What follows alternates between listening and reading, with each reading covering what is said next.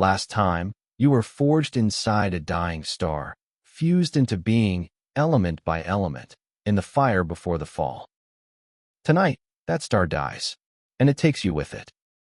From the outside, it still looks calm, steady, eternal. It is none of those things. Inside, the star is built like an onion, shell upon shell of the elements it has burned. And at the very center sits the ash that ends everything, iron. Iron is the dead end of fusion. Burning it doesn't release energy, it costs energy. So the iron core just grows, silent, heavier with every passing second. Until it reaches 1.4 times the mass of the sun, the limit Subramanian Chandrasekhar calculated in 1930. Cross that line, and nothing in the universe can hold the core up. Gravity wins. Not over centuries, not over years, in less than a single second. A ball of iron the size of the whole Earth collapses to the width of a city. The matter falls inward at 70,000 kilometers a second, nearly a quarter the speed of light. The core slams into itself. Then the neutrons jam solid, and the whole thing bounces. From that bounce, a shock wave is born, racing outward through the star. But the shock stalls, drowned, smothered by the matter still raining down on it. Here the star should die quietly. It doesn't. Something invisible saves the explosion. Neutrinos, ghost particles that normally pass through entire planets untouched. The collapse releases a flood of them, carrying 99% of the dying star's energy. 10,000 trillion of them, in about 10 seconds. And here, the star is so dense that even ghosts push. They slam the stalled shock back to life. The shock tears outward through every layer of the star, and your atom is directly in its path. This is the supernova, the moment Walter Baade and Fritz Zwicky named in 1934. The outer layers are blasted into space. Everything you are, thrown outward at once. The kick carries the energy the sun would take its entire life to give, spent in seconds. For weeks, this one dying star outshines its whole galaxy, 100 billion suns, beaten by a single death. Temperatures of billions of degrees, hotter than the core that made you. In that heat, new elements are hammered together, atoms heavier than iron, built in a heartbeat.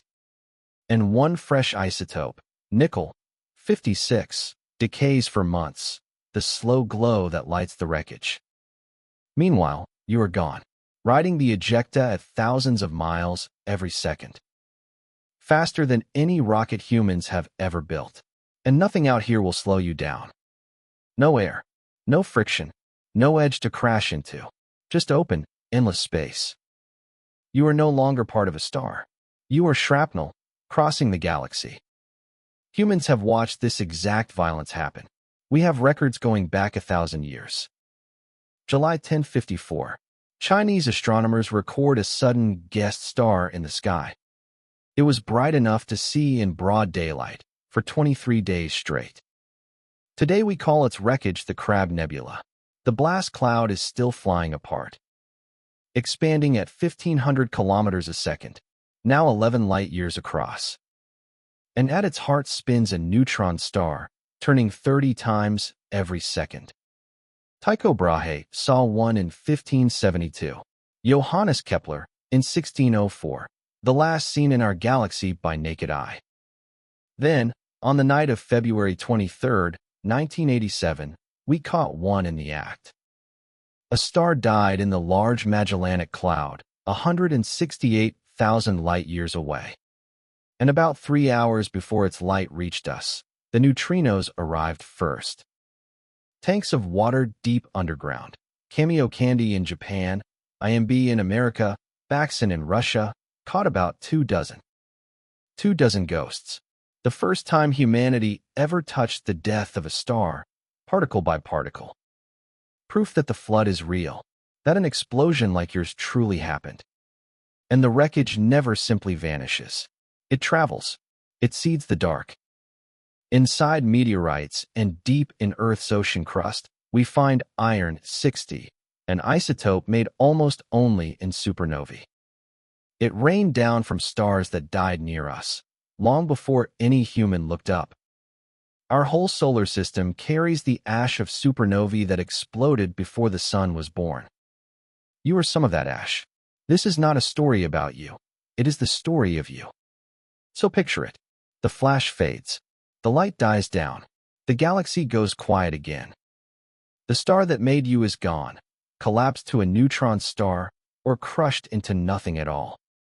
And you are alone now, flung into the widest emptiness that exists. Behind you, the heat that threw you. Ahead of you, only the dark. And the collapse that started it all, the 1 second that ended your star, you carry it now, forever, racing outward. Next time, 10 billion years in the dark. No star, no heat, no company, just you, crossing the void between the stars, waiting for something, anything, to pull you back together.